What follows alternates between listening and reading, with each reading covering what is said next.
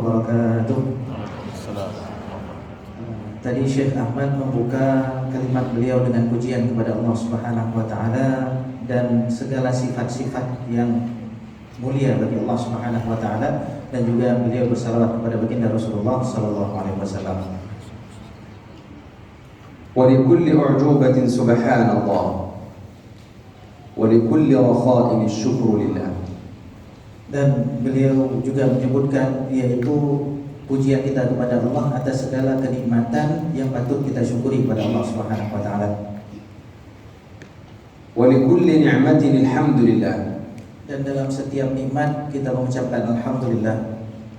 Wa likulli dhanbin astaghfirullah. Dan dalam setiap dosa yang kita kerjakan kita beristighfar kepada Allah. Wa likulli musibatin inna lillah. Dan dalam setiap musibah yang didapatkan kita betul-betul tarujuh, yaitu kembali kepada Allah Subhanahu wa taala. Wa likulli dhiqin hasbiyallah. Dan dalam setiap kesulitan maka cukuplah Allah sebagai penolong kita. Wa likulli qada'in wa qadarin tawakkaltu 'ala Allah. Dan dalam setiap qada dan qadar kita bertawakal kepada Allah Subhanahu wa taala. Wa likulli hammin wa ghammin la haula wa la quwwata illa billah. Dan dalam setiap kesulitan maka kita mengucapkan la haula wa la quwwata illa billah. Wa jima'u dzalika kullihi fi sholati wassalam ala sayyidina wa maulana Rasulillah. Dan semua itu berkumpul pada salawat kepada baginda Rasulullah sallallahu alaihi wasallam. Allahumma salli wa sallim wa barik ala sayyidina Muhammadin ma'danil asrar wa mazharil anwar مركز مدار الجلال وقطب فلك الجمال. اللهم بسره لديك وبسيره إليك آمن خوفنا وأقل عثراتنا وأذهب اللهم حزننا وحرصنا وكن لنا وخذنا إليك منا وارزقنا الفناء عنا ولا تجعلنا مفتونين بأنفسنا ولا تجعلنا محجوبين بحسنا واكشف لنا عن كل سر مكتوم يا حي يا قيوم.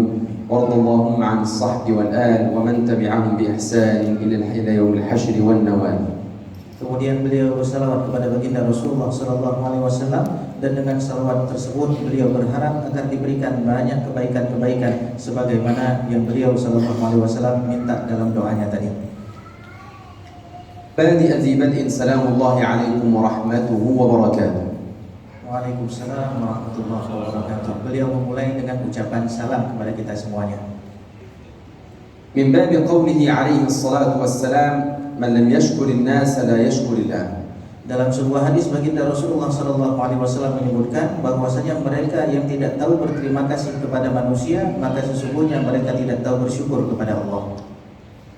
أول شكر أرفعه بلساني إلى الله سبحانه وتعالى.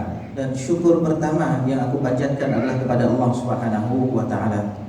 لأنه هو الذي امتن علينا بهذه النعم التي لا تعد ولا تحصى.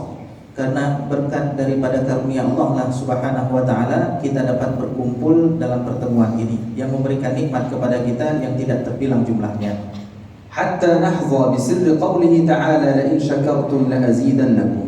Supaya kita semuanya mendapatkan keberkahan daripada firman Allah Subhanahu wa taala, apabila kalian bersyukur maka aku akan tambah nikmat kepada kalian.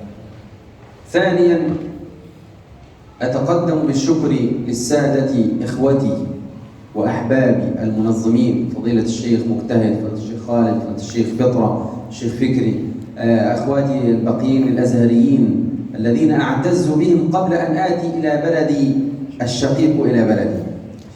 Kemudian syukur yang kedua, terima kasih yang kedua kami ucapkan kepada seluruh orang-orang yang ikut andil untuk mensukseskan segala acara-acara kita ini, yaitu disebutkan nama-namanya tadi, ada Syekh Khalid, Syekh Fitra, dan orang-orang alumni Azhar lainnya yang telah bersama-sama menyukseskan acara ini. لأني ذكرت أكثر من مرة في هذا البلد الطيب المبارك حينما بشرت وأنا أسميها بشارة من مكتب فضيلة الإمام الأكبر حفظه الله أنني آت إلى هذه البلد المبارك سجدت لله شكرا.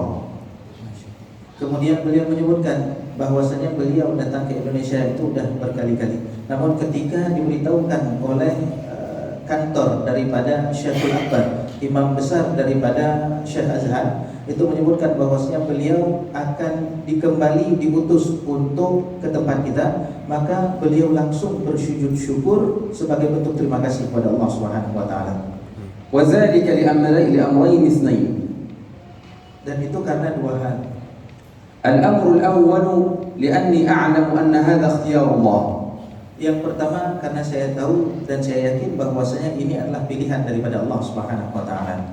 وقد علمني شيخي حفظه الله إذا خيرت بين أمرين فلا تختر فاترك الخيرة لله. Sebagaimana beliau diajarkan oleh guru-guru beliau, apabila engkau diberikan dua pilihan, maka hendaklah engkau perserahkan pilihan tersebut kepada pilihan Allah Subhanahu wa taala. حتى نحظى بسر قوله تعالى وما كان لمؤمن ولا مؤمنة إذا قضى الله ورسوله أمرا أن يكون لهم الخيرة من أمرهم. Supaya kita mendapatkan keberkahan daripada ayat yang beliau bacakan tadi, yaitu apabila seorang mukmin atau mukminah itu diberikan pilihan, maka hendaklah pilihan tersebut dikembalikan kepada Allah Subhanahu wa taala, bukan pada mereka. الأمر الثاني أني أتعامل مع أحباب الإندونيسيين منذ 6 أعوام عندنا في الأزهر، فأنا أسميهم عندما كان يأتي الأسبوع المكلف به من قبل الأزهر أني ذاهب إلى الإندونيسيين أقول أنا ذاهب إلى الملائكة.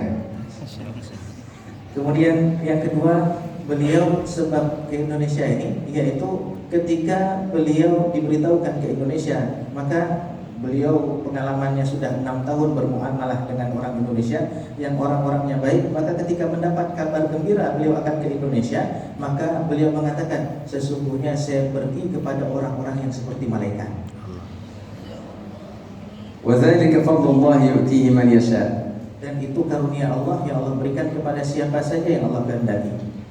من أجل ذلك حينما بشرت سجدت لله شكرا لأني لست مستغربا إلى هذه البلد، لأني أتيت إلى ماليزيا قبل ذلك، فأعلم أن البلدين العادات قريبة والتقاليد شبه قريبة، فما استغربت لا من طعام ولا من شراب ولا من عادة ولا من الحار ولا من البارد، وأعلم أن الطعام كله حار هنا، فعندي استعداد لما أنا آت إليه. Maka sebagaimana pengalaman beliau, jadi beliau sudah 6 tahun bermuamalah dengan orang-orang Indonesia, maka ketika diberikan kabar gembira, maka beliau langsung sujud syukur. Dan beliau juga pernah ke Malaysia, dan ketika diberitahukan akan ke Indonesia, maka beliau pun sudah terbiasa, karena memang makanannya tidak jauh berbeda, panas dinginnya pun sedang-sedang saja, kemudian muamalah orangnya pun baik-baik. Jadi alhamdulillah beliau bersyukur kepada Allah. والحمد لله على فضل الله أني في هذه البلد لا أحس بأي تعب نفسي ولا بمر الغربة. أنا ذهبت إلى بلاد كثيرة، ذهبت إلى أفريقيا وإلى السعودية وإلى عمان، ونزلت في أكثر من بلد، أحسست فيها بتعب نفسي إلا هذه البلدة المباركة، فلما جلست مع نفسي علمت هذا السر أو سر هذا الراحة النفسية. Dan beliau menyebutkan kesan beliau ketika datang ke negara kita, yaitu ke Indonesia, khususnya tempat kita ini, yaitu beliau banyak bersafar ke negara-negara. Beliau pernah ke Afrika, beliau juga pernah ke Saudi, beliau juga pernah ke Oman. Dan di Indonesia, Masya Allah, beliau tidak merasa capek sedikit pun, baik pikiran ataupun fisik. Sedangkan negara-negara tadi yang beliau sebutkan, beliau sangat terasa kelelahan, baik itu pikiran ataupun fisiknya.